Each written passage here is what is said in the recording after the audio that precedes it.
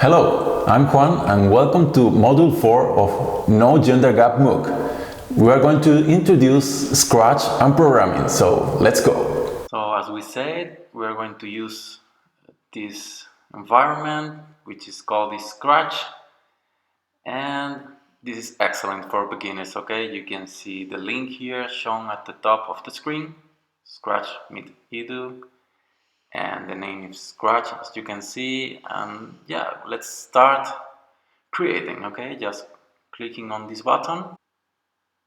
So let's wait for loading the main. Okay, here we are.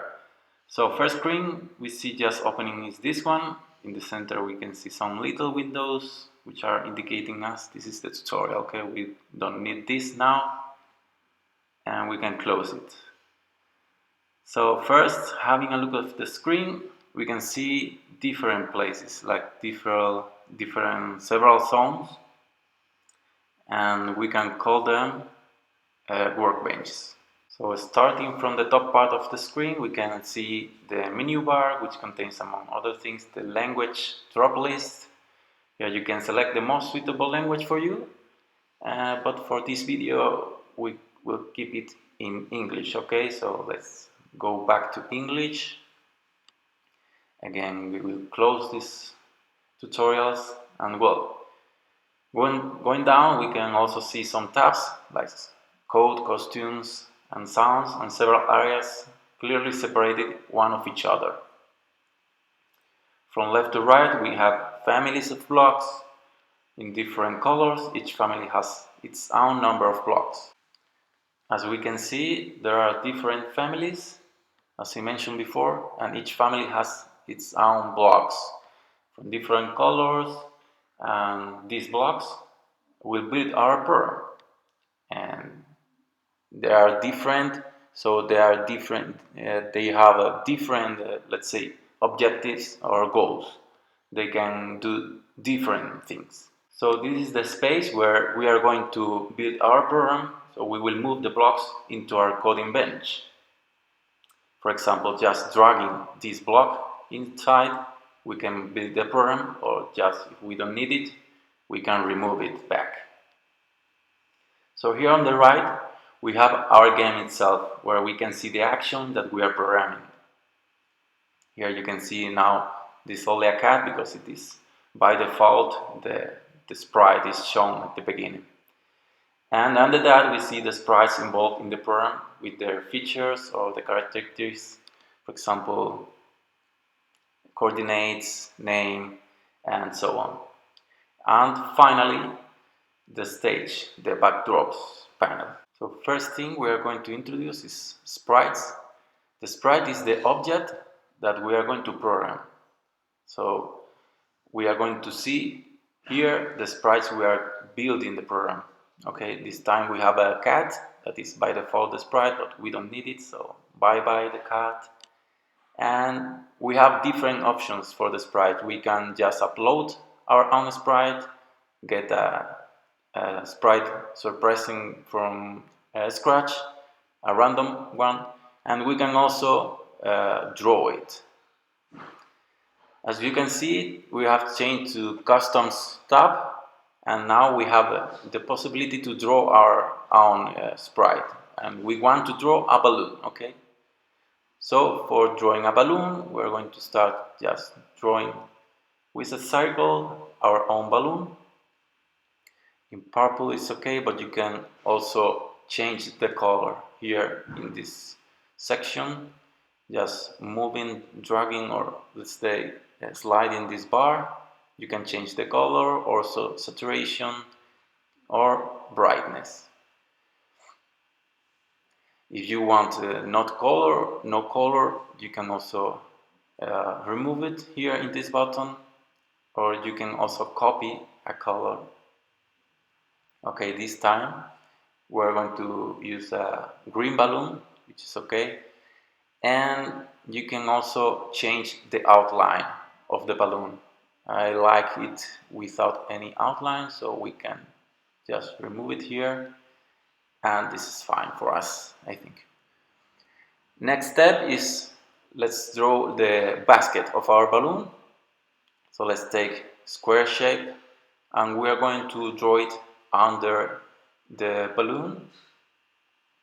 We have again a green color, but we are going to change it to something like gray or brown or orange, like this. And again, we're going to quit our, let's say, outline. So something like this. Now we need the charts, or let's say the lines, the rows. So we're going to draw with the line command 2 rows like this, and also the third one here, and the fourth one here. We have symmetric rows like this. Good. This is fine. Next step is to draw the lighter or the burner. We will again take the square command. For this time we will use a gray color, something like this, and we will draw it here. Alright, this little one, little square. We will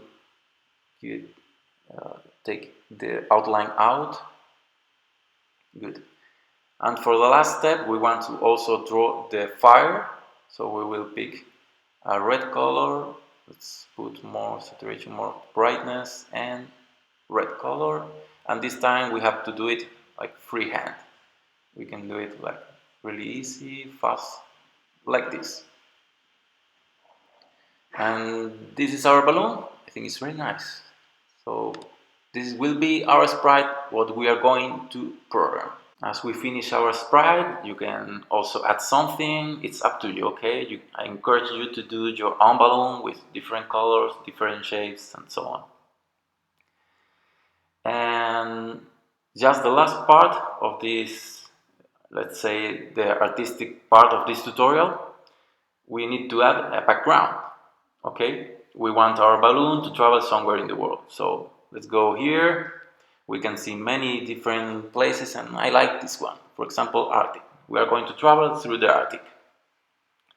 And now that we have our background, we can see that maybe our balloon is too big in the sketch. It's taking too much space in our game. So we can resize all the sprite, just changing the number here. As it is a percent number, we can just change from 100% to the half, 50%, and I think this is better. Okay. So yes, now we have our sprite, we have our background, we can start the program. In this part of the video, we will show you how to program the balloon we just created. We can program sprites as well as backgrounds. Depending on the object we are coding for, the blocks will change. For example, background doesn't have motion blocks. And if we click on the backdrop, we can see that when the stage is selected, that there is no motion blocks. For this, it's important to know what is selected before start coding. Then let's start programming our balloon. The first thing we want to do is make our balloon fly. We want it to take off and to land. So to make it happen, we will need the block change y by of the category motion. With this block, we will be able to program the vertical movement of our balloon. If we click on the block, we can see the effect that it has on our sprite. As you can see, the balloon is moving upwards a little bit. The number inside the white space of the block indicates how much is moving, and it is related with the coordinates in the y-axis. So, as greater is the number, the longest distance will move the balloon. By the way, we can also drag our sprite and relocate it where we desire it to start the movement, like this. Okay. Well, what we want now is to move the balloon downwards. For that, we all need to click inside the white space of the block and change the value to negative. For example, we type here -2. Where is it? Is here -2. If we try now, we can see that it's moving towards the bottom edge of the screen very slowly. That's because it's a small number, just 2, -2. Okay, so far we make it move just pressing directly over the block, but we want to activate the movement in another way. For that, we will introduce the events block. Going to the yellow family events, we will click and drag the block when space key pressed, this one, and we will assemble it to the top part of the blue block, as if it were a puzzle. Have you seen that? When the blocks got close, the joint became highlighted gray. That's because they fit, like in a puzzle. It's a good moment to explain this. If we take blue, we can split the code, but if we take yellow, we can move all them together. Well, going back to the code, we only must press the bar in our keyboard to see what's happening. The balloon is moving downwards every time we press space. Last thing we have to do is to change again the number to positive 10 and put it apart on the right. And we can check again how it works. Okay, fine, good. To add more realism to our game, we are going to program the gravity. As we all know, gravity is attracting us towards the Earth. So for this, we will take again the movement block in the Y direction. Since the gravity will make our balloon to move downwards towards the ground, let's change the value to a negative one, -2, for example. Next, we want to activate our program with another event, the green flag that is above the sketch. For that, we will use the block when green flag clicked. It is in the category events. This way, once the green flag on top of the game is pressed, the program starts. It's a different way to start our program. If we clicking on the green flag, the balloon is moving downwards. Before, we were using our keyboard, but this time we are starting our program with green flag, which will be usually our trigger to start our programs. So also, the gravity is something that is always present. So this time we want something to happen all time. Let's introduce then the control family, the orange one. Okay, this is the orange one, and inside it we should find a block which makes things run all time. And what can be? Exactly, that's the forever block. Everything inside this block will be done over and over till we stop the program. Or what is called in coding, it is a loop. We drag it to our code, and now after pressing the green flag, our code will run all time without pressing any key again. So let's press the green flag, and well, the balloon is moving downwards alone, but wait, it's going out of boundaries. So we can try and up it pressing the space. Do you remember? This way we can move it up. As you can see, now when we press the space, we are fighting against gravity, but still so difficult to fight against this strong gravity. So let's stop it, clicking on the red button, and let's take our balloon and move it to the center of the screen. Okay, now we have something interesting to introduce, the coordinates. X and Y are the coordinates of the sprite in the screen. This time, we are struggling with vertical position of our balloon, that is, Y coordinate. If we check again, we see Y coordinate is changing while the balloon is moving. It makes sense. So, we only programmed our balloon to move in that direction. We can set the sprite in a place, fixing the coordinates of our sprite, just writing a number here. For example, we can type -70. Pressing enter, we can see that the sprite will relocate to these coordinates, like this. Okay, we need to add something to our code if we want to improve the behavior of our balloon. We want it to stop at some point when it lands on the ground. So if the balloon reaches the ground, it must stop there. For that, we have the block if then when, which is a condition. This block helps us to introduce the concept of condition. A condition is something that makes our code take different directions. Imagine this situation. You are going out home, and before you check the weather. If it's raining, you will take the umbrella with you, and if not, you won't. That's a condition.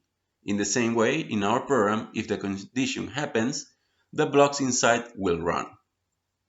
Here, in this gap, we will put our condition. For that, we need a block that fits inside this space, this shape. And that's a green block called operator. According to the shape, we need one operator or another. This time, the shape is more like these ones. And what we want to translate into code is the next condition. If the Y position of our balloon is greater than the ground position, gravity must push it down. By the way, this is how to insert this little block. Just look at the shape is highlighted when they get closer in the correct way. Now we need to set the values of our condition here. On the right, we will set the value of our ground, that is, the value of Y coordinate when the balloon reaches the ground. We can set it just typing a number that we know is suitable to be our ground, or you can also calculate it just dragging the sprite and moving it to the position we desire. That's the ground for the balloon to land. This time, we will set it to, let's say, minus 55, okay? So here, we put minus 55. Now we need to set the left value, which will depend on the position of the balloon, and it is variable. As we know, the balloon is always changing the altitude and it's moving up and down. We introduce the concept of a variable. A variable is something that is always taking different values. For this time, what is always changing is the Y coordinate. So we need to find the Y coordinate variable of our balloon. It is in motion category. Good, this one. So we pick and drag it in here. Good. We just set our condition. Let's translate it from words to coding. Let's formulate it in a sentence while building the program, just to understand it better. If the balloon is flying, is not on the ground, the gravity must push it down. In coding words, if the Y position of our balloon is greater than minus 55, then change it by minus 2. We drag this piece of code and put it into the forever block. This is the way we will always have gravity in our balloon. Okay, now we can check how it works. Green flag and okay, now the balloon is on the ground, so it's not moving, that's okay. Let's put it in the air and okay, now yes, gravity is doing its work. If we fire it on pressing the space key, perfect. Our balloon is taking off. We can see when our program is running even when we cannot perceive any change in the sprites. The code is highlighted yellow. Let's stop the program now. Red button and great, we did a great job.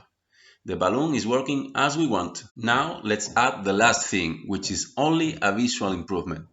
We want to see the fire only when we press the spacebar and the balloon is moving upwards. To get that, we will go to Costumes tab and we create another costume. We only want a balloon exactly the same as we already have in Costume 1, but without the fire, like switched off. So we will duplicate Costume 1 like this, and we will erase the fire of the Costume 2 we just created. Clicking on this command, and with a bit of a skill, we delete the fire. Okay, like this. Good. Now we have two different skins of our sprite, one with banner on and the other one with the banner off. Good. Let's go to the code tab again. We want to change the appearance of the balloon. In the family looks, the purple one, we drag the block switch costume 2, which is this block, okay? So we take it and put it here. When the balloon is going down, the fire is off. That corresponds to costume 2. When we press the spacebar, we want to change to the next costume, which is the banner on. Let's look for the block nest costume and put it there. It's this one, and we put next to this. Okay. Pay attention to the name of the skin. We can check the name of the costumes in our costumes tab again. This is here, costume 2, costume 1. Okay, let me check again. Yes, it's okay. So now we can try last time our game. Green flag, and great. It is burning when it's going up. Fire is on and the balloon is flying higher, but if we stop firing it, the balloon takes land by the action of gravity. That's great. And with this, we have the end of this video. We hope you enjoy it. Goodbye.